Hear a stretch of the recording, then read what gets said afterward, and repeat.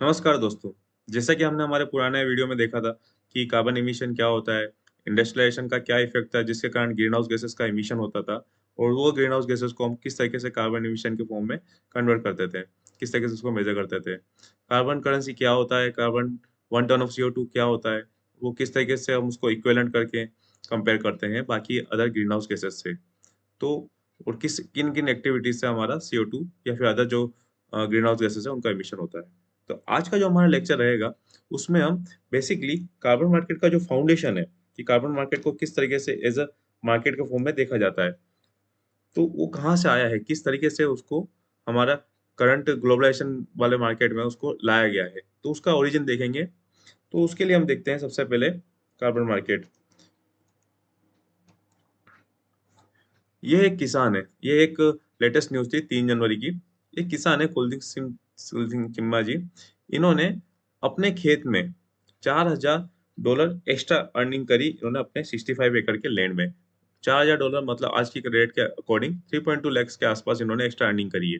वो कैसे करी है? इन्होंने 3 बेसिक चेंजेस किए हैं, वाटर क्वांटिटी में, फर्टिलाइज़र क्वांटिटी में और जो क्रॉप को उन्होंने सोइंग का पैटर्न रहता है, जो जो बोनी बोलते हैं जिसको हिंदी में, जो बोन नहीं होता उसके पैटर्न को चेंज करके उस पैटर्न को चेंज करने से इनको वाटर में सेविंग हुआ, उनको फर्टिलाइज़र में सेविंग हुआ और जो पैटर्न जो इन्होंने सोइंग का जो पैटर्न था, उसकी वजह से इनका नेट प्रोडक्शन बढ़ा और उनको लेबर जो लगता है वो भी कम लगा। तो इन तीनों के इफेक्ट्स के कारण जो भी CO2 इमिशन होता है उसको क्वांटिफाई करवाया, उस क्वांटिफाई CO2 को कार्बन क्रेडिट के फॉर्म में कन्वर्ट किया, उसको कार्बन क्रेडिट को उन्होंने वॉलंटरी मार्केट में बेच दिया था। तो इन सब में एक कंपनी है USA की, उसने इनकी काफ़ी हेल्प उसने ही इनको ये प्रोजेक्ट को इम्प्लीमेंट करने में, वेरीफाई करवाने में और कार्बन क्रेडिट को सेल करवाने में इनकी हेल्प करी थी। तो इस तरीके से हम ये देख सकते हैं कि किस तरीके से कार्बन इमिशन जो है, कार्बन क्रेडिट का जो मार्केट है, वो इंडिया के ग्रास रूट लेवल एक फार्मर तक पहुँच चुका है। तो आने वाले टाइम में हम ये देख सकते हैं कि यस, यह एक डे टू डे की लाइफ मतलब यह एक जन-जन की बात होने वाली है, कि किस तरीके से हम इसको हमारे डे टू डे लाइफ में कार्बन क्रेडिट को अर्न कर सकते हैं और इसको ट्रेड कर सकते हैं। तो इसमें आगे हम ये देखते हैं, एक ये एनर्जी मिनट करके एक मैगज़ीन है, इसका एक थोड़ा-सा स्नैपशॉट मैंने लिया है कि इसमें एक जनरल प्राइस बताई है कि एक कार्बन क्रेडिट की प्राइस कितनी है एप्रोक्सिमेटली अदर कंट्रीज़ में। तो हम थोड़ा बहुत अगर केयरफुली देखें, तो वो मैक्सिमम $150 से मिनिमम $10 टू $12 के अराउंड वो ट्रेड होता है। तो हम इसका मतलब क्या है? इसका मतलब ये है कि अगर हम $1 को ₹82 के आस-पास भी लेके चलें, तो एप्रोक्सिमेटली 12,000 के आस-पास एक कार्बन क्रेडिट सेल हो सकता है। एक कार्बन क्रेडिट मतलब 1 टन ऑफ CO2 और अगर उसको हम एक एवरेज जनरल प्राइस भी पकड़े तो that is $15 to $20 approximately 1200 to 1400 के अराउंड एक कार्बन क्रेडिट की प्राइस हो सकती है। तो ये एक जनरल एक प्राइस चार्ट है जो normally as compared to other countries में है। तो हम ये देखने वाले थे कि हमारा कार्बन मार्केट का फाउंडेशन कहाँ से हुआ था। तो यह कुछ कॉन्फ्रेंसेस है, ये कुछ हमारा मीटिंग हुआ था इंटरनेशनल लेवल पे, यह कार्बन मार्केट उसी का आउटकम है। तो उसके अकॉर्डिंग यूएनएफसी का एस्टेब्लिशमेंट हुआ था 1992 में, 1994 से एस्टेब्लिशमेंट हुआ। उसका एक सिंगल मोटो था इमिशन को कम करना है, जो भी ग्रीन हाउस गैसेस इमिट हो रही है, उनका उनका इफेक्ट कम करने के लिए उनकी क्वांटिटी हमको कम करना है। तो जितना भी कॉन्फ्रेंसेस होता है, Kyoto protocol, Paris agreement, COP 26 जो ग्लासगो में हुआ था, अभी 2021 में, इन सब का सिंगल पर्पस रहता है कि हमको एनीवे इमिशन कम करना है और एमिशन कम करना है जिससे कि हमारा ग्लोबल वार्मिंग पे जो और जो क्लाइमेट चेंज का इफेक्ट है, वो कम होएगा और हमारा अर्थ स्टेबल रहेगा। तो अब इस जनरल पर्पस को किस तरीके से इम्प्लीमेंट करना है, उसके लिए इन्होंने डिटेल्ड में इन्होंने पूरा का पूरा चार्टर डिज़ाइन किया है, उसमें काफ़ी सारे आर्टिकल्स रहते हैं, काफ़ी सारे उसमें गाइडलाइंस रहती है। तो उसमें सब क्योटो प्रोटोकॉल एक बहुत इंपॉर्टेंट रोल प्ले करता है, इसको आने वाले स्लाइड्स में हम देखेंगे। पेरिस एग्रीमेंट, इसके चार्टर में क्या-क्या गया है, इसके अंदर कौन-कौन सा आर्टिकल है, जो जो एमिशन ट्रेडिंग या जो कार्बन एमिशन में एक बिज़नेस को जन्म देते हैं, जो बिज़नेस डेवलपमेंट में हेल्प करते हैं। कॉप 26 में ऐसा कौन-कौन से कमिटमेंट है या फिर कौन-कौन सा ऐसा आर्टिकल्स हैं, जो या ऐसी कौन-कौन सी बातें हैं, जो एक बिज़नेस को डेवलप करने में हेल्प करती है। सबसे पहले हम ये देखते हैं कि यूएनएफसीसीसी का मतलब तो सिंपल सा मकसद वही था उसका कि ग्रीन हाउस गैसेस का एमिशन कम से कम होना चाहिए। बट सबसे इंपॉर्टेंट ये चीज थी, ये बाइंडिंग नहीं था, किसी भी कंट्रीज में ये बाइंडिंग नहीं था। मतलब जो भी कंपनी इसको मान रही है ना, ये उनके ऊपर लीगली बाउंड नहीं है, किसी तरीके से इसको पेनलाइज नहीं किया जा सकता है। बट क्योटो प्रोटोकॉल में भी सेम चीज थी, ये बाइंडिंग नहीं था। बट क्योटो प्रोटोकॉल क्यों इंपॉर्टेंट हो जाता है, क्योंकि क्योटो प्रोटोकॉल ने ही बताया है कि इमिशन, जो कार्बन इमिशन है, इसको एक कमोडिटी की तरह ट्रीट किया जा सकता है। क्योटो प्रोटोकॉल से ही हमको पता चला है कि जो हमारा ग्रीन हाउस गैसेस है, इनको एक लिमिट तक ही इमिट करना चाहिए, अदरवाइज इसके बाद इसका कॉस्ट लगने वाला है।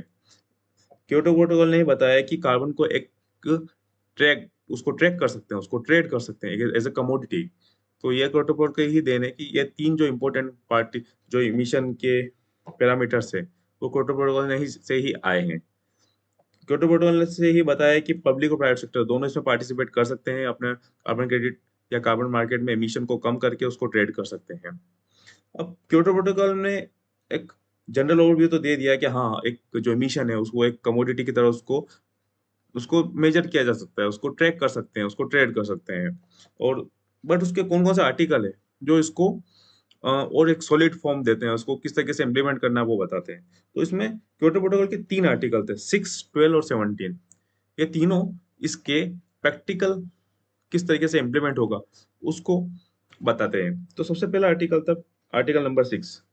आर्टिकल नंबर 6 ये बताता है जॉइंट इम्प्लीमेंटेशन। जॉइंट इम्प्लीमेंटेशन मतलब ये है कि कोई डेवलपिंग कंट्री कोई डेवलप्ड कंट्री अगर अपने एमिशन को कम करने के लिए किसी डेवलपिंग कंट्री में कुछ भी प्रोजेक्ट सेटअप कर सकती है। कोई भी प्रोजेक्ट मतलब जो प्रोजेक्ट वहां के कार्बन इमिशन को कम करने में हेल्प करेगा या फिर एनवायरनमेंट में ऑलरेडी जो कार्बन प्रेजेंट है उसको एब्जॉर्ब करेगा।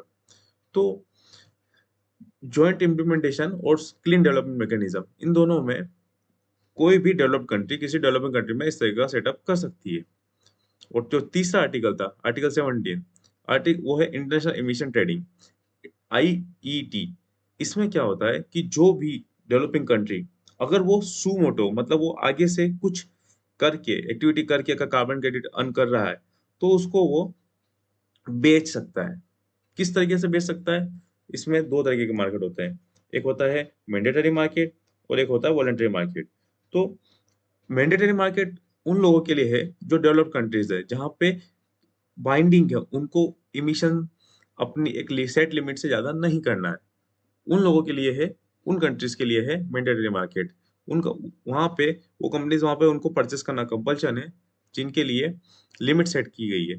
पर वॉलंटरी मार्केट जैसे हमारी इंडियन कंट्री इंडिया है, यहाँ पे अब कोई लिमिट, अभी हमको कोई बाउंडेशन नहीं था कि हम क्या कितना एमिट कर रहे हैं, कोई हमारे पास लिमिट कैपिंग नहीं था। बट स्टिल अगर हमने कुछ प्रोसेस इंप्रूवमेंट से या हमने कार्बन क्रेडिट अगर अर्न किया है, तो हम उसको बेच सकते हैं। कहाँ पे? वॉलंटरी मार्केट में।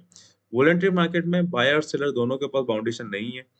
तो बायर अपनी स्वेच्छा से मतलब अपनी इच्छा से, बायर कोई भी कंपनी हो सकती है, वो अपनी इच्छा से कार्बन क्रेडिट खरीद रही है। अब कार्बन क्रेडिट के साथ तो कॉस्ट अटैच्ड है, तो कोई भी कंपनी जब बाउंडेशन नहीं है तो क्यों खरीदेगी?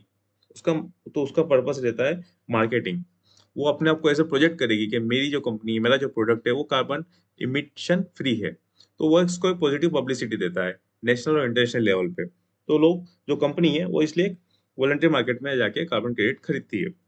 और मैंडेटरी मार्केट में ये कंपल्शन हो जाता है, किसी कंपनी को अगर लिमिट दे गई है कि इससे ज्यादा आपको मीट नहीं करना है और उसका एमिशन उससे ज्यादा हो गया है, तो उसको उसको ऑफसेट करने के लिए, उसको कवर करने के लिए उसको किसी ऐसी कंपनी से या फिर उसको किसी ऐसी जगह से वो खरीदना पड़ेगा उतना अमाउंट ऑफ कार्बन क्रेडिट, जिससे कि उनका जो एक्सेस इमिशन हुआ है वो उसको कवर कर सके।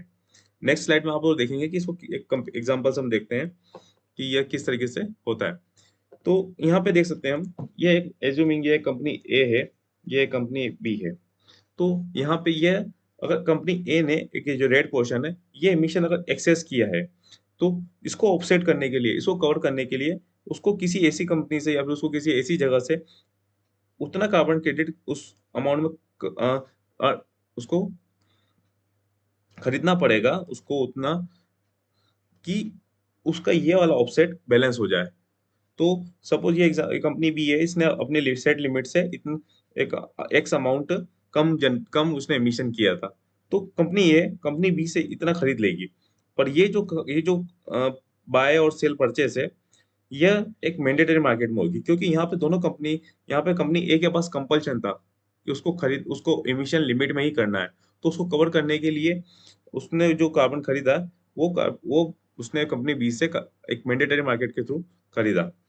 बट अब वॉलंटरी मार्केट में क्या है, वॉलंट अगर हमने कोई भी इन्वायरमेंट फ्रेंडली अगर प्रोजेक्ट सेटअप किया, सोलर हो गया, विंड हो गया, अब इसमें जो इमिशन को कम करने की वजह से जो हमको कार्बन क्रेडिट अर्न हुआ है, अब हम उसको, ये कंपल्शन नहीं है, हमने हमारी इच्छा से लगाया था। अब उसको बेचने के लिए हम मैंडेटरी मार्केट में नहीं जा सकते। मैंडेटरी मार्केट में जरूरी नहीं कि वो बिकेगा ही बिकेगा, बट हाँ, हम इसको वॉलंटरी मार्केट में डाल देंगे। वहां पे कोई भी कंपनी, ये कंपनी भी उठ के यहाँ से ले सकती है।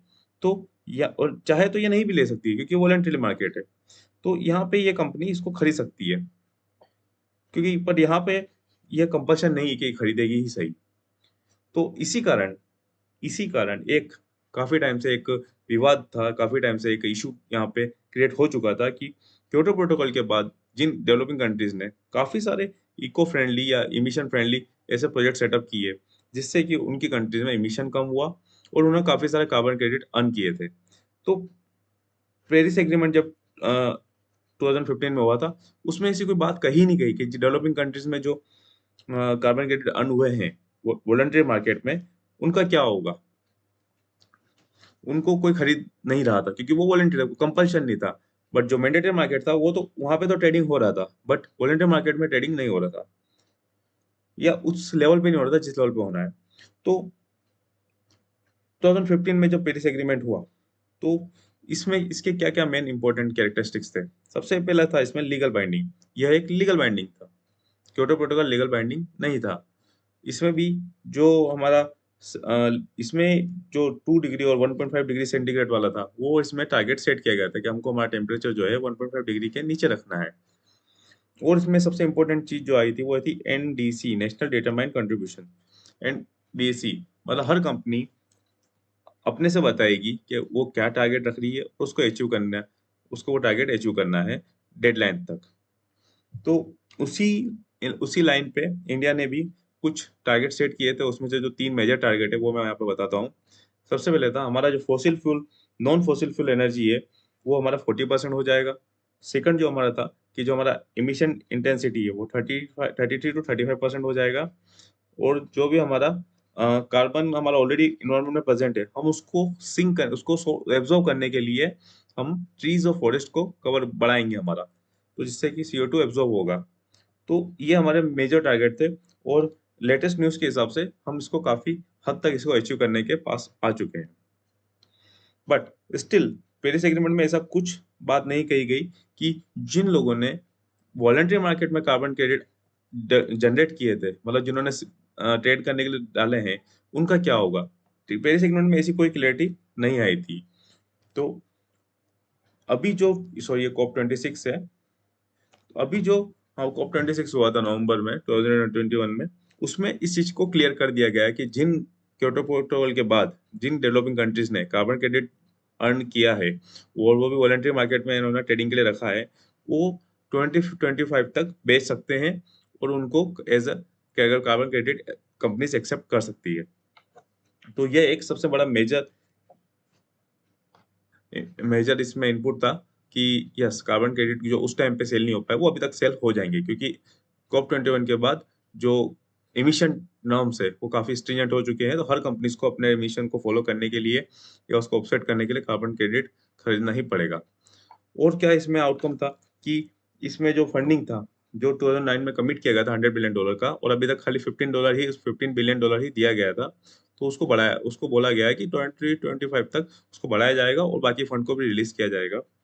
इसमें थर्ड सबसे इंपॉर्टेंट था, जो हमारे बिजनेस के हिसाब से हम देख सकते हैं, मीथेन रिडक्शन वाला। मीथेन हम जानते हैं कि सारा एग्रीकल्चर एक्टिविटी से मीथेन निकलता है। तो अगर हमने इंडिया में हम हमारे जो फार्म लैंड से या जो भी हमारा खेती है, उसमें अगर हम हमारा पैटर्न चेंज करके, या जो बायो वेस्ट है उसको अगर हमने प्रोसेस करके, हम उसको अगर हमने मीथेन का एमिशन कम कर दिया, तो हम उसको भी एज अ बिजनेस देख सकते हैं, क्योंकि ग्लोबली मीथेन रिडक्शन का टारगेट सेट किया गया है। तो इसका मतलब ये है कि इसमें इस सेक्टर में काफी इन्वेस्टमेंट होने वाला है। तो जो भी मीथेन रिडक्शन से हमारा जो कार्बन क्रेडिट हम अर्न करने वाले हैं, उसके लिए हमारे पास एक मार्केट अच्छा सा रेडी हमको मिल सकता है। तो हम इस चीज को भी हमारा as a business point of view देख सकते हैं। और एक तक कहा गया था कि कोल का जो सब्सिडी दी जा रही है उसको स्लोली स्लोली उसको खत्म करेंगे, जो हमारा फॉरेस्ट कवर है उसको बढ़ाएंगे, और 2040 तक वो नेट जीरो बन जाएंगे। नेट जीरो का मतलब क्या होता है कि situation where all the carbon dioxide और green house gases produce by a country is completely absorb. मतलब हमने हमारा जो इलेक्ट्रिसिटी जनरेशन हो गया या फिर कोई भी प्रोडक्ट बना रहे हैं, इसमें जो भी एनर्जी यूज हुई होगी तो उसके लिए CO2 इमिट हुआ होगा, या हमने कुछ भी जलाया है तो कुछ भी, तो वो उसको वापस हमने हमारे ही कंट्री के अंदर कैप्चर कर लिया है हमारे ही तरीके से, या फिर हमने ऐसी एनर्जी यूज करी जिसमें कार्बन इमिशन हुआ ही नहीं है। अगर हमने कुछ ऐसी एनर्जी यूज करी है जिसमें कार्बन इमिशन हुआ है तो हमने उसको उतनी ही क्वांटिटी को एब्जॉर्ब भी कर लिया है किसी भी तरीके से, या तो कोई लेटेस्ट टेक्नोलॉजी है या फिर हमने फॉरेस्ट कवर बढ़ा के। तो ये होता है नेट जीरो। तो इसमें कमिट किया गया है कि 2040 तक वर्ल्ड को नेट जीरो बनाएंगे। वहीं पे हमारे इंडिया में मोदी जी ने भी हमारे कुछ 5 पंच मित्र करके एक 5 गोल सेटअप किए हैं। उन गोल्स में सबसे पहला गोल था नेट जीरो। हम 2070 तक नेट जीरो अचीव करेंगे। हमारा जो एमिशन है हम उसको 1 बिलियन टन 2030 तक स्टार्टिंग में उसको हम कम करेंगे। अब जो हमारा रिन्यूएबल कवर जो है, जो रिन्यूएबल एनर्जी हमारा जो जनरेट हो रहा है, टोटल एनर्जी का वो 50% हो जाएगा। ये मोदी जी ने सेटअप किया है। जो हमारा कार्बन इंटेंसिटी है, जो 35 लास्ट टाइम हमने सेटअप किया था, वो अब 45 उसको बढ़ा दिया हमने कि हमारा कार्बन जो इंटेंसिटी है उसको 45% तक कम कर देंगे। मतलब जो हमारा एक्टिविटी में कार्बन जनरेट हो रहा है वो 45% तक हमारा कम हो जाएगा।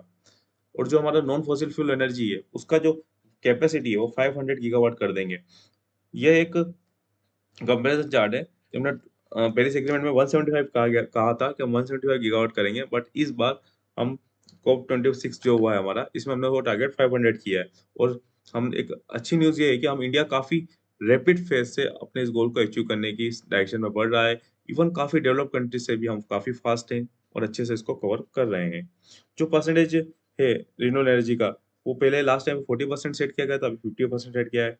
इमिशन इंटेंसिटी 33 से 35% था, और अभी हमने 45% का रिडक्शन सेट किया है। तो हम देख सकते हैं कि किस तरीके से इमिशन को, किस तरीके से कार्बन को एक बिजनेस का फॉर्म दिया गया है, किस तरीके से उसको मेजर करके उसको एक बिजनेस बनाया गया है। और इसमें काफ़ी चीज़ें इसमें आती है, कार्बन ट्रेडिंग आती है, इसमें किस तरीके से कैपिंग डिसाइड होती है, किस तरीके से इसमें एमिशंस का नॉर्म्स होता है, किस तरीके से कौन-कौन से बॉडीज़ इसमें इंक्लूडेड है नेशनल लेवल पे, इंटरनेशनल लेवल पे। इंडिया किस तरीके से इसमें डेवलपमेंट ले रहा है, इंडिया किस तरीके से इसमें कदम रख रहा है। तो इसमें काफ़ी सारी चीज़ें हैं जो आने वाले लेक्चर्स में हम डिस्कस करेंगे। बट आज के लिए इतना ही। Thank you.